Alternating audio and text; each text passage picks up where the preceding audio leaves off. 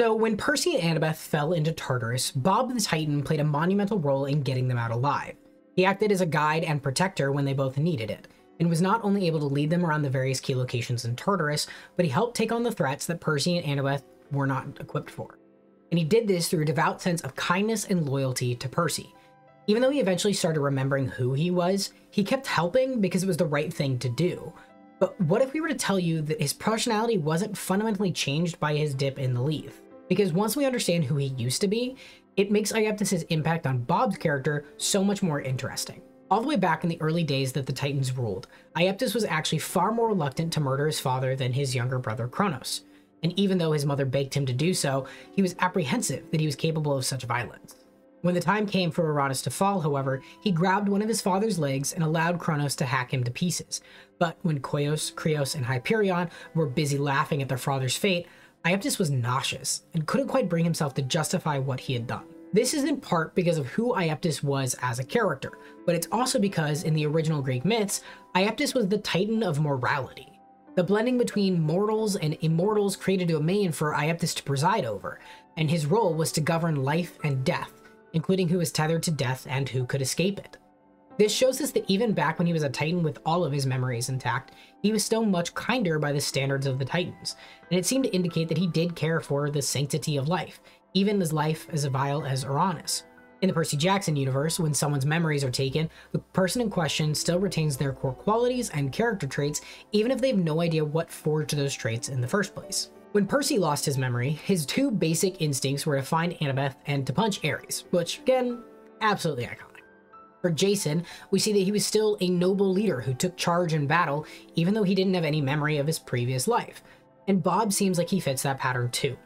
Percy's loyalty was forged by a loving relationship with his mother, and Jason's mentality as a soldier was constructed through tedious years of survival in the Wolf House. But eventually, these qualities became so ingrained in each of these characters that they survived the memory loss that brought them together.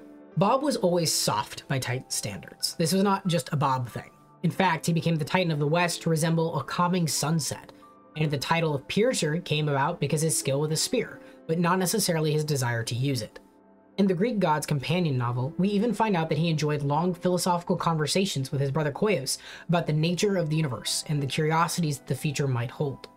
He fathered 6 children, the most famous of whom are probably Atlas and Prometheus, and as his children grew, he started to pull away from Kronos because of his temper, showing again how Iaptus didn't like conflict. In the Sword of Hades, which takes place during the winter after the Battle of the Labyrinth, Percy, Nico, and Talia are pulled into the underworld by Persephone and told that the Sword of Hades has gone missing, and that Lord Hades needs help retrieving it before it gets out of the underworld. The reason why this particular weapon is so dangerous is because it is one of the keys of Hades situated in the hilt, which would allow the user to control the life or death of a victim with just a single touch. She gives them a flower that points toward the blade, but during the adventure, Percy is clawed across the shoulder by one of the Kyries, and spends the rest of the quest injured. When they get to the River Lethe, Percy uses the last of his strength to lift the water so himself, Nico, and Talia could get to the other side of the bank, but waiting for them was the Titan Iaptus and Ethan Nakamura. Here, we see that Iaptus is committed to killing the 3 of them, but it's because he hasn't had his perspective shifted by the Lethe just yet. Remember, from Iaptus' perspective, demigods are inferior beings, just like the gods before them were. He cares for life, but he does not have the same level of empathy for someone that he does not see as being alive. Percy himself even remarks that the gods see demigods as annoying gerbils who need attention but don't live for very long or serve much of a purpose, and Iaptus has this same perspective, just removed by another generation. Percy grabs him by the collar and they both dive into the river, but Percy, being a son of Poseidon, is able to keep himself dry and therefore keep his memory unaffected. Iaptus, however, has his mind completely cleansed. What his dip in the Lethe does, however, is it levels the playing field and resets his perspective on which lives matter and which are insignificant, and since the first people he sees after being dipped in the Lethe are demigods, he has a newfound view on them. What's even cooler, however, is that there is some evidence to suggest that Iaptus himself is coming back, and is using the identity as Bob as a second chance.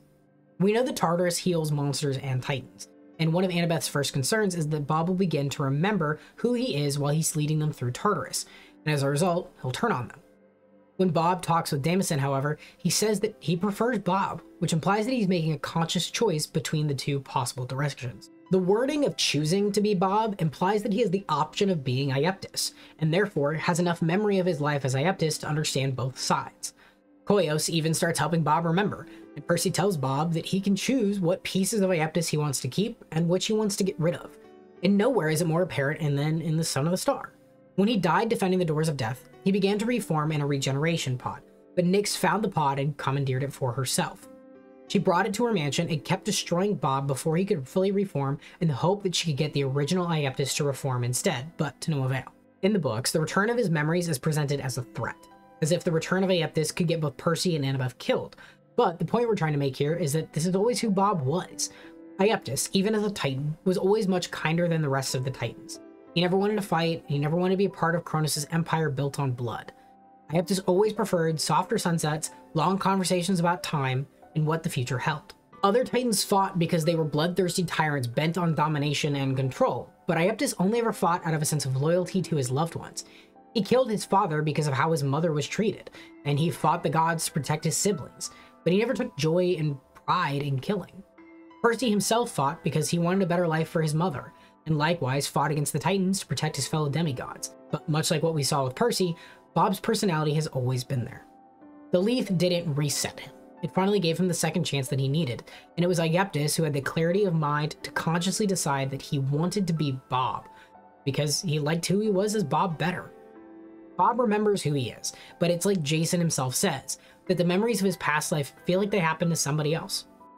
So what's better, to be reborn as Bob with no memory of his past, or to have both options and consciously decide that he wants to do good?